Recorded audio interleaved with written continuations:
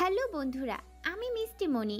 আমার ভয়েসে সুন্দর সুন্দর ভালোবাসার গল্প শুনতে আমাদের পড়শি ডায়েরি চ্যানেলটি সাবস্ক্রাইব করে পাশে থাকা বেল আইকনটি বাজিয়ে দিবেন।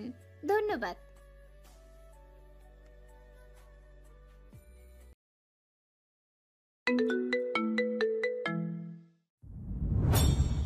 মীরা নিহালের কথা শুনেও ভয় পাচ্ছে। নিহাল মীরাকে ভয় পেতে দেখে সেখানেই দাঁড়িয়ে যায়। তারপর পকেটে হাত রেখে আংটির বক্স বের করে। মীরা চোখ স্থির করে তাকিয়ে আছে নিহালের দিকে। নিহাল আংটির বক্স থেকে একটি ডায়মন্ডের রিং বের করে হাঁটু গেড়ে বসে পড়ে। মীরার দিকে রিংটি ধরে চোখে চোখ রেখে বলে, You're my love, you're my heart. I can't leave you. I love you, Mira. Will you marry me? পাথরের মতো স্থির হয়ে দাঁড়িয়ে রয় মীরা, চোখে মুখে খুশির ঝলক। মন চাইছে ছুটে গিয়ে নিহালকে জড়িয়ে ধরে হ্যাঁ বলতে, কিন্তু বাধা হয়ে দাঁড়িয়ে স্নেক কিং কোবরা। মীরা বারবার সাপটির দিকে তাকাতেই নিহাল বুঝে যায়। নিহাল গম্ভীর কণ্ঠে বলে, King Ko. কিং কোবরাটি নিহালের কথা শুনে ধীরে ধীরে ওর কাঁধ থেকে নেমে গেল এবং সোফায় গিয়ে বসলো। মীরা এবার ওর ডান হাত নিহালের দিকে এগিয়ে দেয়। নিহাল মুচকি হেসে মীরার অনামিকা আঙ্গুলে রিংটি পরিয়ে দিয়ে আলতো করে চুমু খায়। উঠে দাঁড়িয়ে মীরার হাত ধরে ওর কাছে টেনে জড়িয়ে ধরে। তারপর স্লো ভয়েসে বলে, Answer? Yes, I will. Nihal খুশি হয়। মীরার ঘাড়ে একটি ডিপ কিস করে। মীরা নিহালের ঠোঁটের স্পর্শ পেয়ে চোখ বন্ধ করে পেছন থেকে কোট খামচে ধরে, যার ফলে নিহাল মীরার প্রতি আরো আকৃষ্ট হয়ে যায়। কিন্তু নিহাল ওই প্রিন্সেসকে অবৈধভাবে আপন করে নিতে চায় না। বিয়ে করে বৈধভাবে মীরাকে কাছে পেতে চায়। নিহাল নিজেকে কন্ট্রোল করে মীরার কাছ থেকে দূরে সরে আসে। তারপর মীরার গলায় NM দিয়ে একই শেপের একটি পেন্ডেন্ট পরিয়ে দেয়। হাত ধরে বারান্দায় নিয়ে আসে ওকে। সেখান থেকে দুবাই শহর অর্ধেক অংশ দেখা যাচ্ছে খুব সুন্দরভাবে। চারদিকে লাইট, রাস্তায় গাড়ি চলাচল করছে। বেশ সুন্দর একটি দৃশ্য। নিহাল মীরাকে পেছন থেকে জড়িয়ে ধরে হাতের ইশারায় আকাশের দিকে তাকাতে বলে। মীরা আকাশের দিকে তাকিয়ে সুন্দর একটা চাঁদ দেখতে পায়। তারাও রয়েছে পুরো আকাশের বুক জুড়ে। চাঁদের ঝলমলে আলো ঠিকরে পড়ছে বারান্দা জুড়ে। মীরা মুগ্ধময় দৃষ্টিতে তাকিয়ে থাকে আকাশের দিকে। আর নিহাল তার ডার্ক প্রিন্সেসকে দেখছে। তাকে চাঁদের আলোয় অপ্সরার মতো স্নিগ্ধ দেখাচ্ছে। নিহাল মোহময় দৃষ্টিতে তাকিয়ে থাকে তার ডার্ক প্রিন্সেসের দিকে। চলতি মাসের 14 তারিখে নিহাল আর মীরার বিয়ের ডেট ঠিক করা হয়। ওদের বিয়ে নিয়ে মীরার পরিবারের সবাই খুব হ্যাপি ছিল। আজিজুর রহমান মেয়ের বিয়ের জন্য সব আয়োজন ঠিক মতো করতে চায়। কোনো জিনিসের ত্রুটি রাখতে চায় না তিনি। মীরার বিয়ের জন্য হ্যাপি হলেও ভেতরে ভেতরে দুমড়ে মুচড়ে শেষ হয়ে যাচ্ছে। কোনো অজানা ব্যথা মীরাকে বারবার কাবু করে দিচ্ছে। প্রতিনিয়ত সেই কষ্টের কথা মনে করে সবার আড়ালে কাঁদছে। মীরাই শুধু একা এটা উপলব্ধি করছে না, আজিজুর রহমানের মনেও এই একই ঝড় বইছে। অথচ সবার সামনে, এমনকি মীরার সামনেও ঠোঁটে বিষাদ মাখা হাসি ঝুলিয়ে রাখেন তিনি। ভেতরের কষ্টটা নিজের মেয়ের কাছেও তিনি শেয়ার করেন না।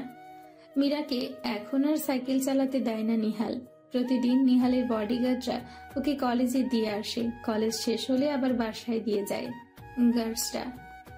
আগে তো মীরাকে কলেজের সবাই জ্বালাতো। এখন মীরার দিকে কেউই চোখ তুলেও তাকাতে পারে না, কারণ সবাই জানে মীরা নিহালের ফিয়ন্সে। এভাবে 2 দিন কেটে যায়। এই 2 দিনে নিহাল কলেজ ছুটির পর মীরাকে ওর বাসায় নিয়ে এসছে এবং মীরা ওর প্রিয় জিনিসগুলো রান্না করে খাইয়েছে। আজও মীরা নিহালের বাড়িতে আসে। নিহালকে রুমে দেখতে না পেয়ে কাঁধের ব্যাগ রেখে কিচেনে চলে আসে এবং রান্না করতে শুরু করে। তখনই ওমর কিচেনে হাজির হয়। মীরা, জি ভাইয়া, কিছু বলবেন? তোমার বোনকে তো একদিন নিয়ে আসতে পারো। কেন ভাইয়া?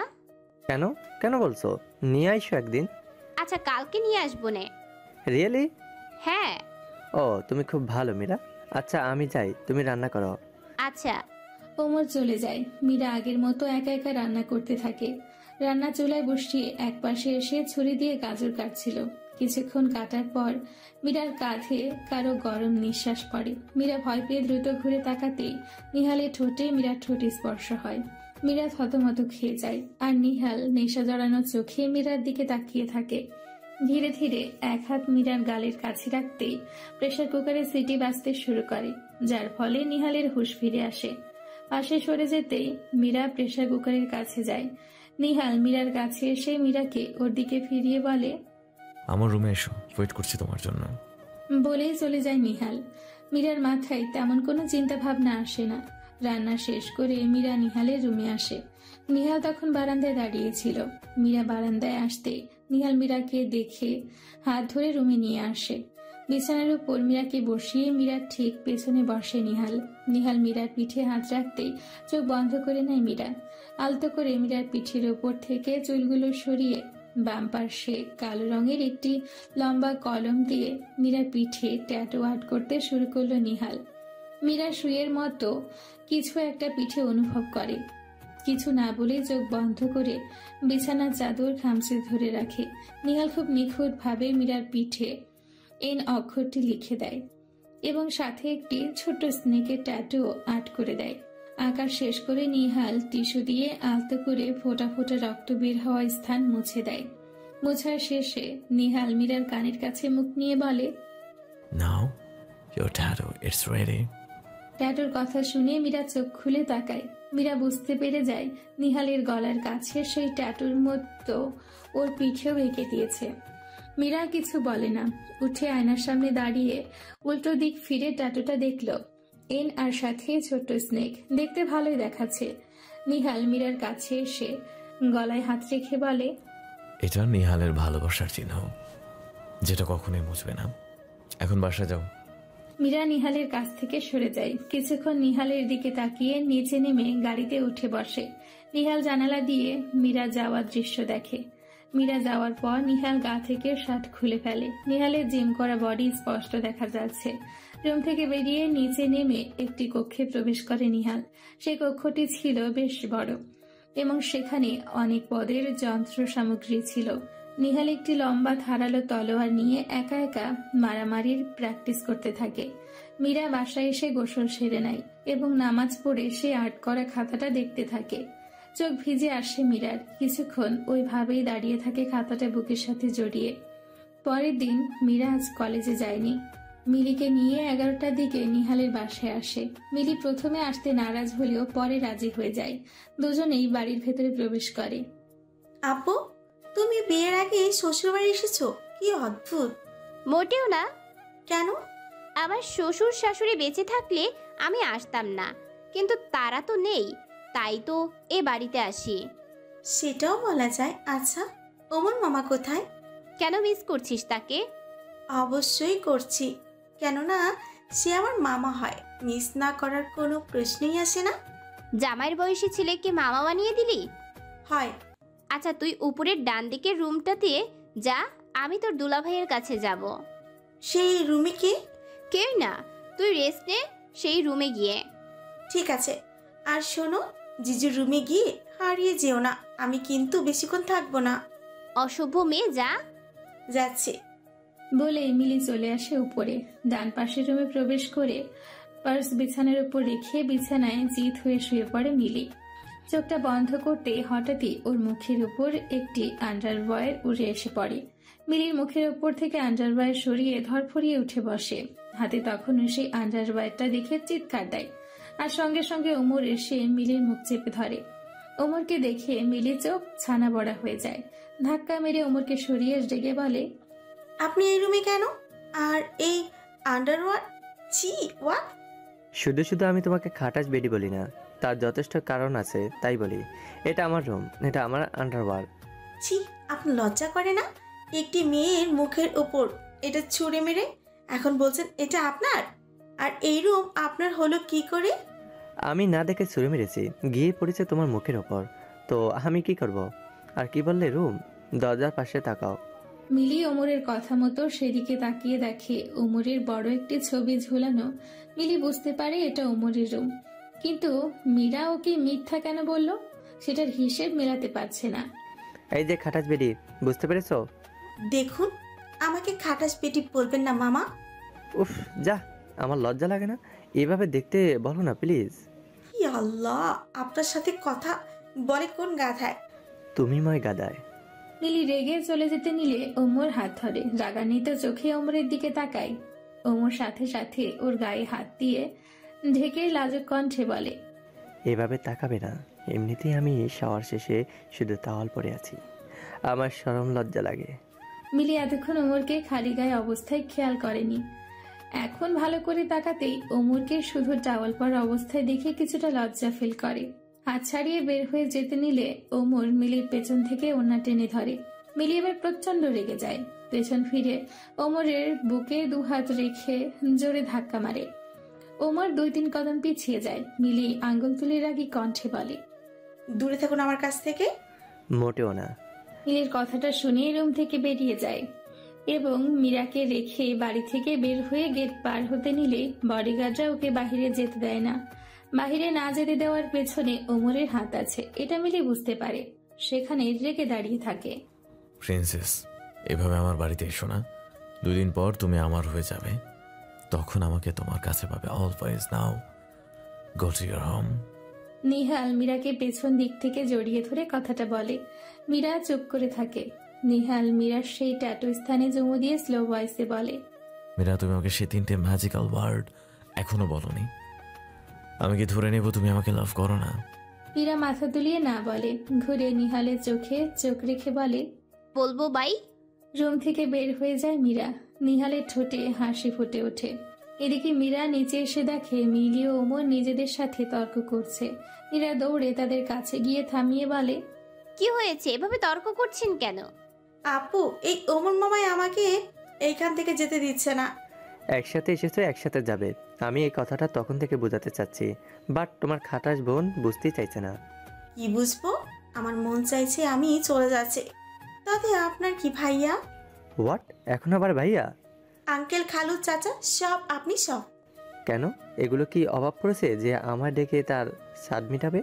এই তো বুঝতে পারছেন, আসলে আপনাকে দেখলেই আমার তাদের কথাই মনে পড়ে, তাই আমি আপনাকে মামা, চাচা, খালু, আঙ্কেল আর সব শেষে ভাইয়া বলে ডাকবো।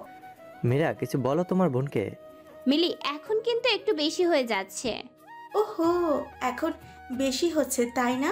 ওমর মামাকে ভাইয়া বলার আইডিয়াটা কে দিয়েছিল শুনি? কি? কিছু না ভাইয়া, ওর মাথায় ভূত উঠেছে। এখন আমরা যাই। এই মিলি চল। ধাক্কাতে ধাক্কাতে মিলিকে নিয়ে গাড়িতে উঠে বসে মীরা। মিলি জানালা দিয়ে ওমরের দিকে হাত নাড়িয়ে বলে, বাই মামা, চাচা, খালু, আঙ্কেল বলে হাসতে লাগলো। মীরাও হাসছে। ওমর রাগে ফুঁসছে। গাড়ি বাসা থেকে বেরিয়ে যায়। ওমর বাড়ির ভেতরে চলে আসে। নিহাল বারান্দায় দাঁড়িয়ে এতক্ষণ ওদের ঝগড়া দেখছিল। ওদের ঝগড়া দেখে নিজেও একা একা হাসে। সময় পার হয়ে যায়। বিয়ের দিন ঘনিয়ে আসে। নিহালের কথা মতো মীরা এই 2 দিনে নিহালের বাড়িতে আসে না। গায়ে হলুদ হবে না এটা আজিজুর রহমানকে জানায় নিহাল। ডিরেক্ট বিয়ে হবে। তিনি প্রথম এটার কারণ জিজ্ঞেস করলে নিহাল তেমন কিছু বলে না। তিনিও আপত্তি করে না। কোনো রকম মীরাকে ঘরে বসেই নিজেরাই হলুদ লাগিয়ে গোসল করায়। মীরার এই কারণে নিহালের ওপর কোনো রাগ ছিল না। সব আয়োজন করা শেষ। মীরাদের বাড়ির চারিদিকে খুশির আমেজ। সব আত্মীয়রা এসেছে। সবাই থাকলেও মীরা ও আজিজুর রহমান একজনকে খুব বেশি মিস করছে।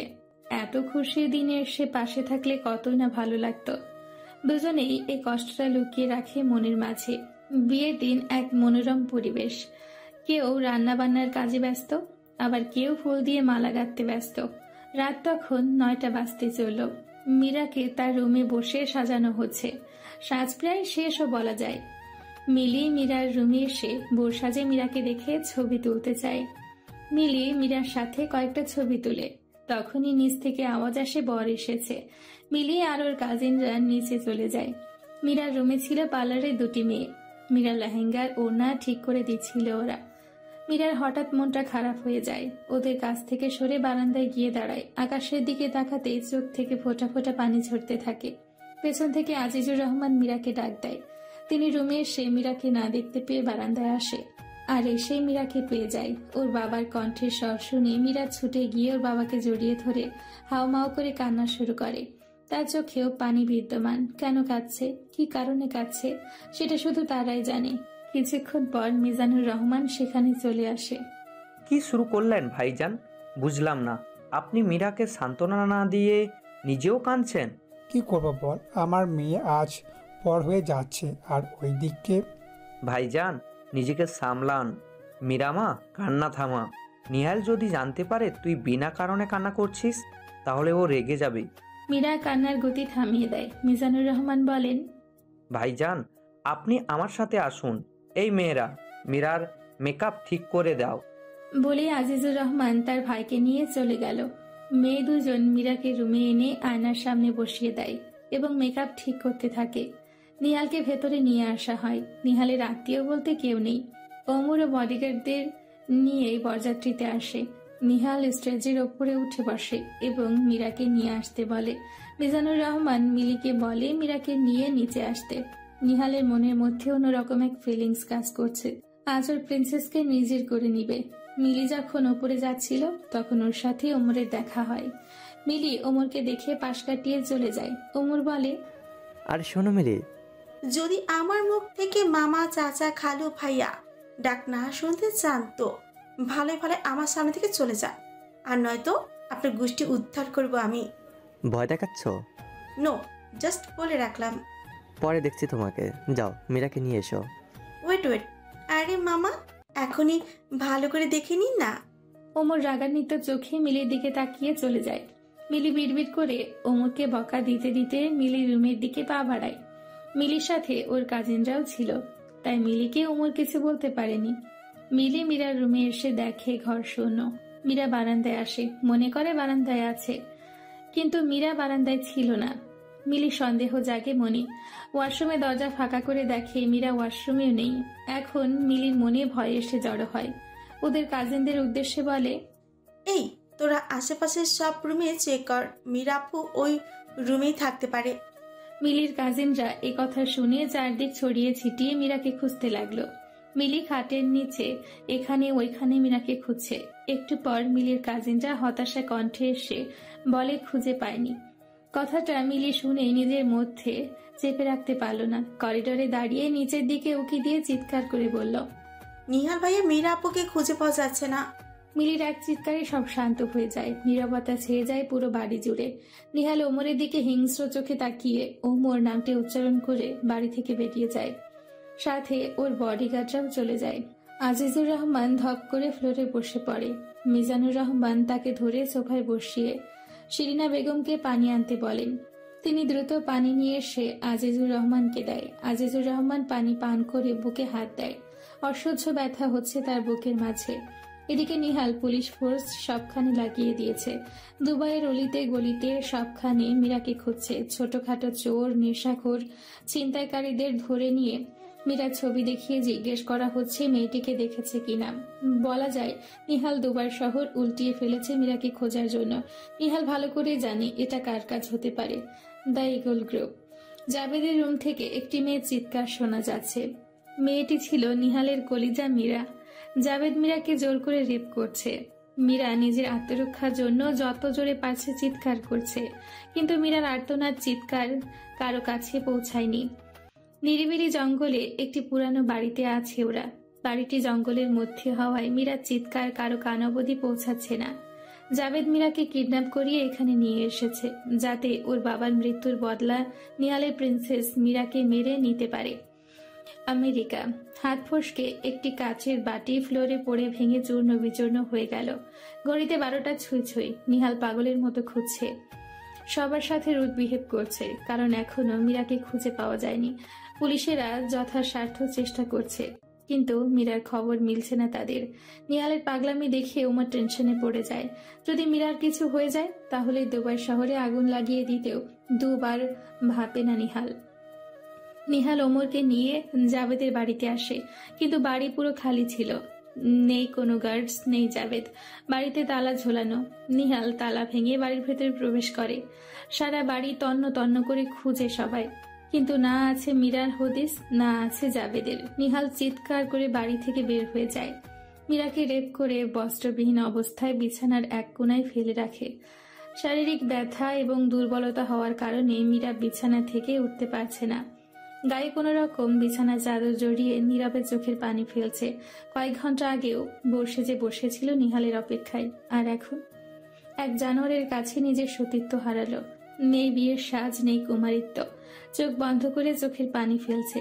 ধীরে ধীরে বিছানা থেকে উঠতে নিলেই জাবেদ আবারও রুমে প্রবেশ করে। মীরা তাকে দেখে গায়ের চাদরটা বুকের সাথে জোরে চেপে ধরে।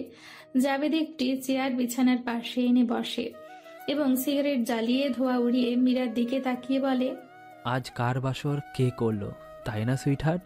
মীরা অশ্রুসিক্ত চোখে জাবেদের দিকে তাকিয়ে আছে। সামনে বসে থাকা মানুষরূপী জানোয়ারের সাথে কথা বলার কোনো ইচ্ছে মীরার নেই।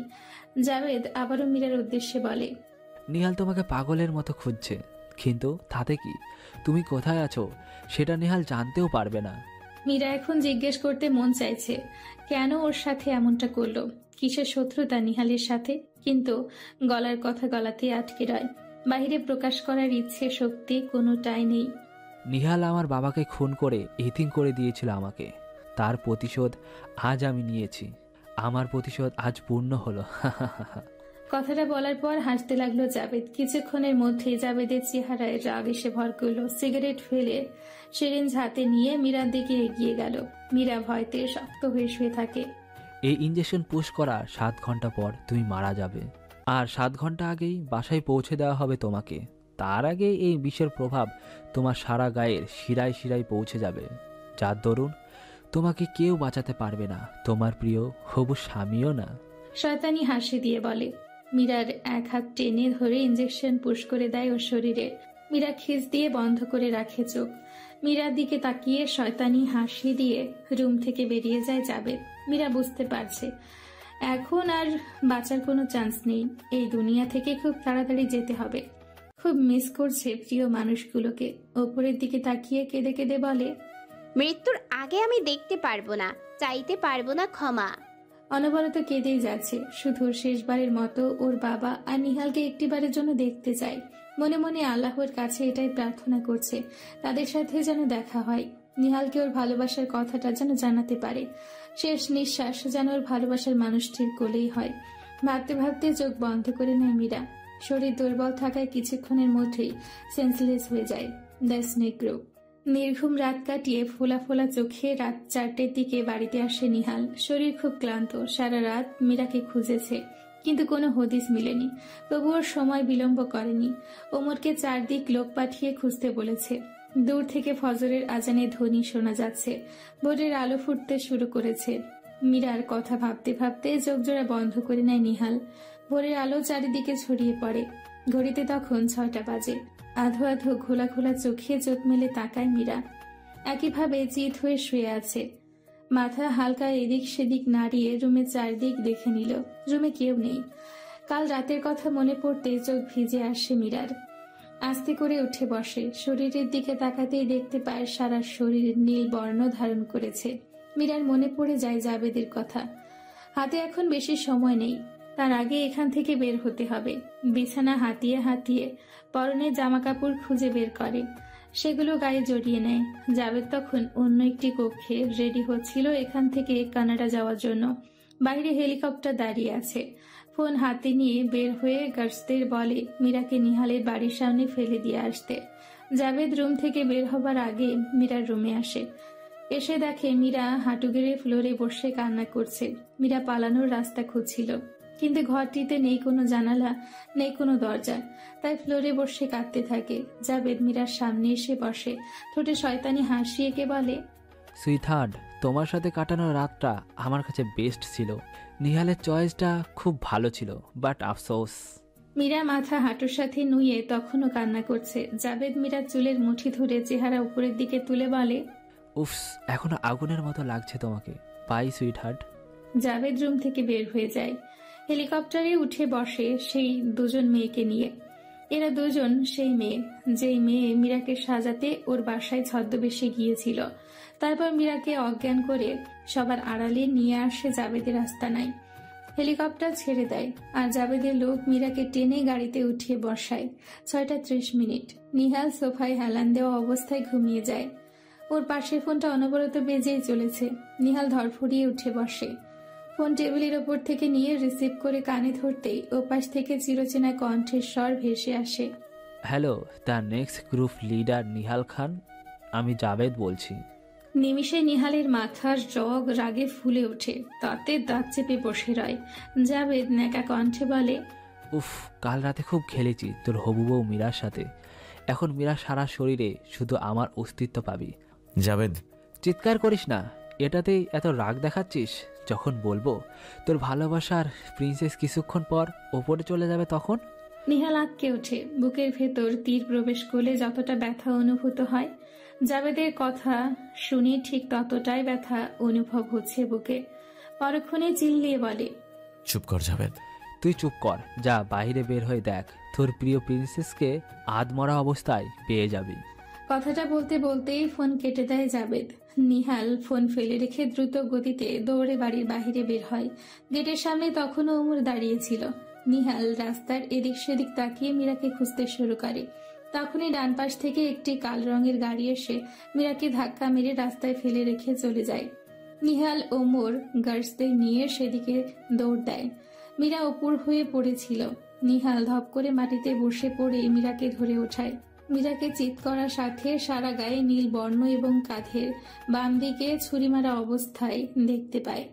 সেই ক্ষত স্থান থেকে চইচই করে রক্ত বের হচ্ছিল। নিহাল ক্ষত স্থানটা চেপে ধরে চিল্লিয়ে বলে, ওমর, গাড়ি নিয়ে আয়, যা। ওমর দিকদিশা না পেয়ে গার্ডসদের গাড়ি আনতে না বলে নিজেই একা চলে যায় গাড়ি নিয়ে আসতে। মীরা কোনো রকম চোখ খুলে নিহালকে দেখে মুচকি হাসে। নিঃশ্বাস রুদ্ধ হয়ে আসছে মীরার। ধীরে ধীরে ডান হাত দিয়ে নিহালের গাল স্পর্শ করে। নিহাল তখন চিল্লিয়ে চিল্লিয়ে গাড়ি নিয়ে আসার কথা বলছিল। মীরার হাতের স্পর্শ পেয়ে নিহাল থেমে যায়। মীরার দিকে তাকিয়ে মীরার ডান হাতটা শক্ত করে চেপে ধরে চুমু খেয়ে বলে, তোমার কিচ্ছু হবে না প্রিন্সেস, আমি তোমার কিচ্ছু হতে দেবো না। মীরা চোখ দুটো ছলছল করছে নিহালের পাগলামো দেখে। নিহালের চোখেও পানি টলমলো করছে। ব্যথায় কষ্টে মুখের বর্ণ পাল্টে গেছে মীরার। মীরা খুব কষ্টে জোরে জোরে নিঃশ্বাস টেনে চোখের ইশারায় নিহালকে কাছে ডাকে। নিহাল মীরার মুখের দিকে ঝুঁকে। মীরা নিহালের হাত থেকে ওর হাত ছাড়িয়ে নিয়ে ওর গালে হাত রেখে কানে কানে জোরে জোরে টেনে বলে, আই লাভ ইউ নিহাল।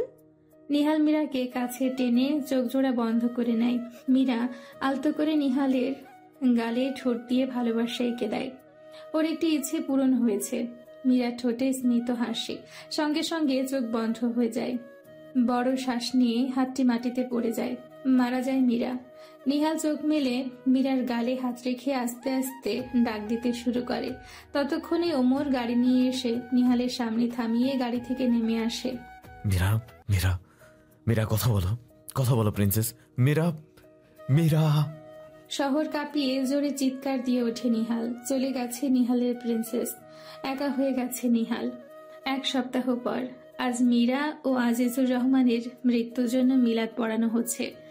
সেদিন মীরার মৃত্যুর কথা শুনে আজিজুর রহমান ঠিক থাকতে পারে না, হার্ট অ্যাটাক করে মারা যায়। একদিনে মেয়ে ও তার বাবার মৃত্যু, শোকের ছায়া নেমে আসে মীরাদের পরিবারের ওপর। নিহাল এই 1 সপ্তাহ মীরার মৃত্যুতে পাথর হয়েছিল। আস্তে আস্তে নিজেকে স্বাভাবিক করলেও মীরার স্মৃতি, মীরার বলা শেষ ভালোবাসার কথাটা নিহাল ভুলতে পারছে না। বারবার কানের কাছে প্রতিধ্বনি হচ্ছে। মিজানুর রহমান মীরা ও তার ভাইয়ের মৃত্যুর জন্য নিহালকে দায়ী করছে। নিহালের শত্রুতার জন্য আজ মীরা ও তার ভাইকে হারিয়েছে। নিহালের সাথে সব সম্পর্ক সেদিন ছিন্ন করে দেয় এবং মীরা জানাজার দাফন কাফনের সময়ও নিহালকে দূরে রাখে। তাদের বাড়িতেই মিলাদের অনুষ্ঠান করা হয়েছে। এই অনুষ্ঠানের ব্যাপারে নিহালকে কিছুই বলে না মিজানুর রহমান।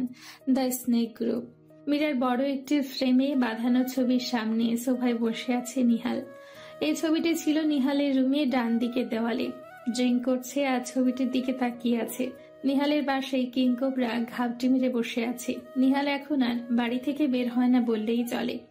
আগে নিহাল ড্রিঙ্ক করত, কিন্তু মীরাকে পাওয়ার পর ড্রিঙ্ক করা ছেড়ে দিয়েছিল একবারের জন্য।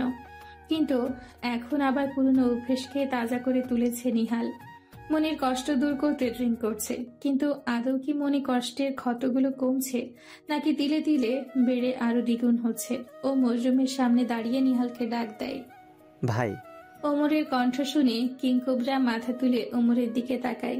নিহাল মদ খাওয়া অবস্থায় হাতের ইশারায় ওমরকে ভেতরে আসতে বলে। ওমর ভেতরে এসে নরম স্বরে বলে, ভাই, আপনি যদি এভাবে হাল ছেড়ে দেন তাহলে জাভেদকে আমরা কখনই খুঁজে পাবো না। আমাদের দল আস্তে আস্তে কামজোর হয়ে যাবে। নিহাল চুপ করে ওমরের কথা শুনছে আর মদ খাচ্ছে। ওমর আরো বলে, আজকেও আমাদের লোকদের 3 জনের লাশ পাওয়া গেছে নাইট ক্লাবে। নিহাল এবার চোখ বড় বড় করে ফ্লোরের দিকে তাকায়। গ্লাসটা হাতের মাঝে শক্ত করে চেপে ধরে, যার ফলে গ্লাসটি হাতের মধ্যেই ভেঙে যায়। ভাই, রক্ত বের হচ্ছে। ধরতে নিলে নিহাল থামিয়ে দেয় ওমরকে।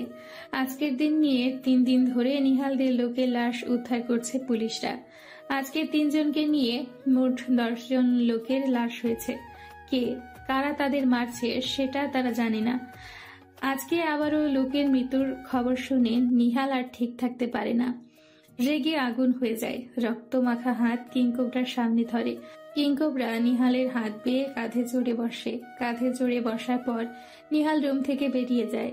নিচে নেমে কিংকোবরাকে রেখে হাতে রুমাল পেঁচিয়ে বাইরে বেরিয়ে যায়। ভাই, আপনি একা,